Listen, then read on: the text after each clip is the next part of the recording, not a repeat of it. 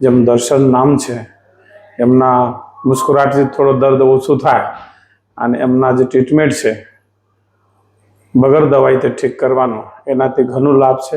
મેં ઘણા મોટા હોસ્પિટલમાં પણ જઈને આવ્યો, મોટા હોસ્પિટલમાં જઈને આવ્યો, પરંતુ મારે ફરક શરીરમાં એના ત્યાં આવવાથી થયું છે.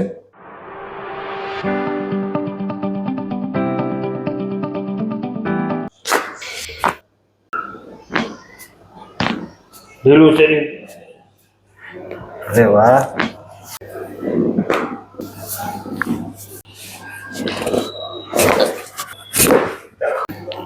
ઢીલું થઈ ગયું શરીર.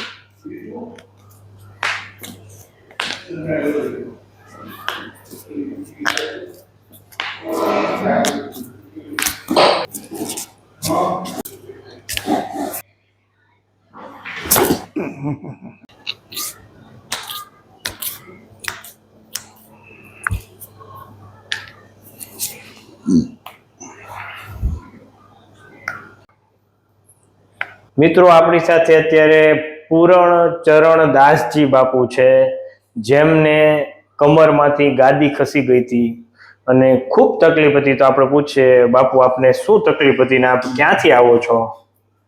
જય સિયારામ. હું રામજી મંદિર ધનસુરાથી આવું છું. મારા સાયટિકાનો દર્દ અને કમરમાં દર્દ થતું હતું. 2-3 મહિના પહેલે સાહેબના પાસે આવ્યો, ત્યારથી મારે ખૂબ રાહત છે, 99% રાહત છે. બીજા એક અયોધ્યાથી મહાત્મા આવ્યા હતા, એમને સાથે લઈને આવ્યો અને ડૉક્ટર સાહેબની જેમ દર્શન નામ છે એમના મુસ્કુરાટથી થોડો દર્દ ઓછું થાય અને એમના જે ટ્રીટમેન્ટ છે વગર દવાઈથી ઠીક કરવાનો એનાથી ઘણું લાભ છે. મેં ઘણા મોટા હોસ્પિટલમાં પણ જઈને આવ્યો, મોટા હોસ્પિટલમાં જઈને આવ્યો, પરંતુ મારે ફરક શરીરમાં એના ત્યાં આવવાથી થયું છે. અવશ્ય તમે પણ મુલાકાત લેજો અને સાહેબને અવશ્ય તમારે પણ લાભ મળશે એવો ભગવાનને પ્રાર્થના. ખાસ તો બાપુ તમને તકલીફ સાયટિકા એટલે ચાલુ ત્યારે પગ સૂન પડતું હતું, ઝંઝણાટ થતી હતી અને અત્યારે વર્તમાનમાં કોઈ ઝંઝણાટ નથી, ચાલુ છું. આજે પણ હું ઠેઠ નકલંગ મહાદેવજીના ત્યાં દર્શન કરીને આવ્યો, ચાલીને ગયો, ચાલીને આવ્યો, તો પણ ઝંઝણાટ થતી નથી. અને 1 મહિના સુધી અધિક માસમાં ખૂબ રામધૂન કરી, રાત દિવસ જાગ્યા તો પણ દર્દ થયું નહીં. અને રામધૂન પૂરી થયા પછી, અધિક માસની રામધૂન પૂરી થયા પછી ફરી સાહેબની મુલાકાત લઈ આવ્યો છું.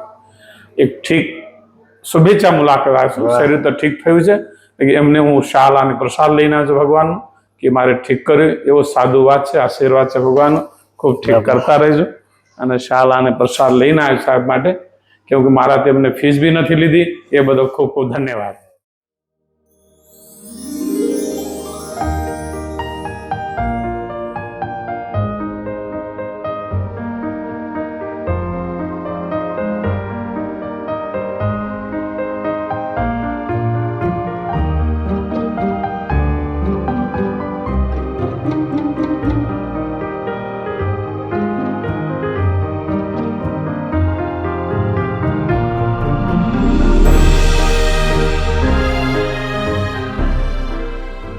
બાપુ તમારો ખૂબ ખૂબ આભાર.